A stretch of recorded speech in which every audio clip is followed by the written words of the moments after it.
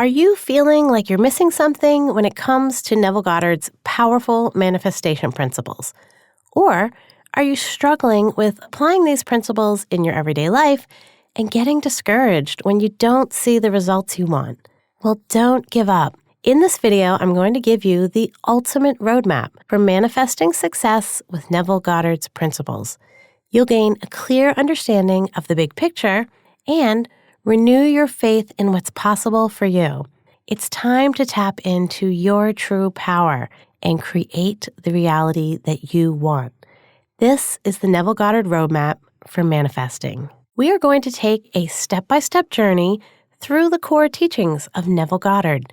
And along the way, I'll reveal the most common pitfalls that keep people from being able to create their own reality and how you can overcome them. Let's begin with the one core truth. Who are you, really? You are pure, divine, perfect consciousness. You'll know when you've accepted this fact because you'll feel warm tears streaming down your cheeks and a permanent smile on your lips. As Neville Goddard explains, each person is born with an infinite power against which no earthly force is of the slightest significance. You are infinitely greater than you think you are. You are already that which you want to be, and your refusal to believe this is the only reason you don't see it. This is truth. So why then do we get stuck and struggle to create the life experiences that we know are a reflection of who we truly are? Well, it's an easy trap to fall into. Who knows? Maybe part of the fun of life is finding our way out. Here are the 3 core reasons why we forget and lose sight of this truth about who we really are. Number 1, we forget by giving our power away, by blaming others and outside factors, or conversely, looking for others and outside factors to save us or to support us.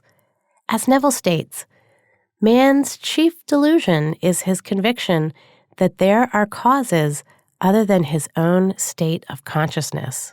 Number 2, we forget by focusing on and subscribing to the identity and limiting beliefs created from our programming, our senses, groupthink, the media. Neville reminds us, only when one is willing to give up his present limitations and identity can he become that which he desires to be. Number 3, we forget by beating ourselves up and chasing our tails. Accept where you are and take back your power to get to where you want to be. Neville reminds us, don't condemn yourself for the state into which you have fallen. If you don't like it, move into another. And so we struggle to create our reality simply because we do not embody the truth of who we are. Take a moment to imagine what your life feels like when you embody this divine truth of who you really are. How radically different would that be from the life that you are living now? So how do you embody this truth? By changing the concept of yourself. This is something Neville teaches about time and time again. He says, the cornerstone on which all things are based is man's concept of himself. To reach a higher level of being, you must assume a higher concept of yourself. Only as one is willing to give up his present limitations and identity can he become that which he desires to be. In short, you are the most important person in your life. Notice that Neville's not talking about other people's opinion of you. He's not talking about what your programming or your upbringing taught you about who you are and what is possible for you. Only what you choose to believe, what you choose to place your attention on.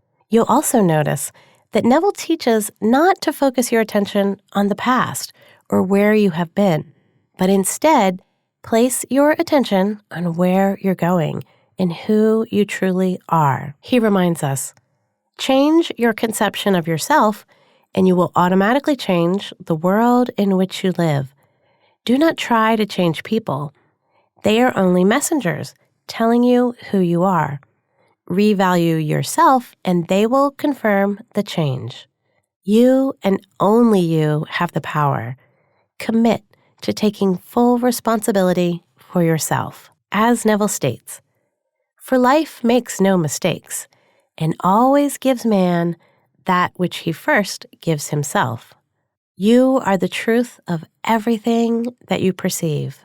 Now let's explore the 3 keys to changing your concept of yourself so you can remember and embody the truth of who you truly are. The 3 keys are attention, feeling, and our inner and outer talk. Key number 1, attention. Where you place your attention determines how you perceive things, how you feel, and ultimately your self-concept. We tend to give way too much of our attention to things that do not reflect who we truly are and the reality that we do want to live in. Keep this in mind to avoid putting too much attention in the wrong places. Any event is just a reflection of who you are right now and an opportunity to readjust your feelings, your sense of yourself, your state of consciousness, if need be. Nothing more and nothing less. And here is what Neville says about how to use your attention. You rise to a higher level of consciousness by taking your attention away from your present limitations and placing it upon that which you desire to be. Imagination is able to do anything, but only according to the internal direction of your attention. When you attain control of the internal direction of your attention, you will no longer stand in shallow water, but will launch out into the deep of life. Key number 2 is feeling. Our emotions and feelings are the driving energetic force shaping our reality. We literally embody our feelings. Science shows that our emotions are intricately entwined with our whole being. For example, research shows that in the presence of negative emotions, our DNA tightens, and in the presence of positive emotions, the coils of our DNA relax. Now, many people view emotions as something they have very little control over, and by extension, allow their reality to be created without their intentional creative input. Cultivating your emotions is like tending to your garden of life. As Neville says, how successful you are on the outside is directly related to how relaxed you feel inside. Your emotional sense of well-being dictates your life. Be careful of your moods and feelings, for there is an unbroken connection between your feelings and your visible world. Through your ability to think and feel, you have dominion over all creation. So what can you do? Well, you can choose to, as Neville states, live your life in a sublime spirit of confidence and determination. And what does that look like? Well, I think that Neville answers that question with a question when he asks in Your Faith is Your Fortune, how would it feel if I were free? Key number 3 is inner and outer talk. Research states that people speak on average 7,000 words each day and have over 6,000 thoughts per day through our inner dialogue. These words are your imprint on the world. They dictate how you perceive the world, they foster and reinforce your feelings, and they define your self-concept.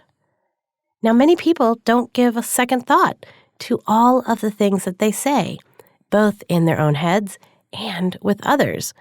This is a huge missed opportunity to create your reality. As Neville states, with words or inner talking, we build our world. The circumstances of your life reflect what you have been saying.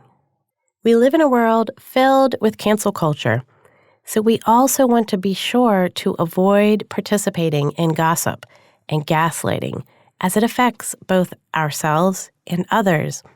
Neville reminds us of this when he says, "If a man look upon any other man and estimate that man as less than himself, then he is stealing from the other. He is stealing the other's birthright, that of equality." He also reminds us, use your imagination lovingly on behalf of another. Let's look at an example of how you might use all three of these keys in an everyday situation. Let's say you have a friend who constantly criticizes you. Well, you're aware of how the words and experience is affecting your emotions and shaping your self-concept, so you can simply choose to take your attention away from that person without telling yourself or others stories about what a terrible person they are, because that would continue to generate negative feelings within you and reinforce your self-concept as a victim. In taking this approach, you've now used your choice in how you place your attention, your choice in how you use your words, and created the ability for yourself to continue to maintain a positive feeling and emotional state. In this state of consciousness, you are going to create a far different reality than if you had just argued with them, resented them, gaslit them, allowed yourself to stay filled with anger and feeling like you were being victimized. Now, your state of consciousness is one of self-love and positive emotions, and your attention is now available to continue to focus on the things that you do want in your reality. And the more you practice using these three keys, the more automatic it becomes, because this becomes your new self-concept. You embody this state of consciousness. And there you have it, the roadmap for creating your reality using Neville Goddard's proven principles. Remember, it's not just about what you achieve. It's about how you transform in the process. As you continue to apply these principles, your reality will transform. Believe in yourself. Believe in your power to create the life that you desire. And there's lots more to learn here about Neville Goddard's teachings. So keep watching, and I'll see you in the next video.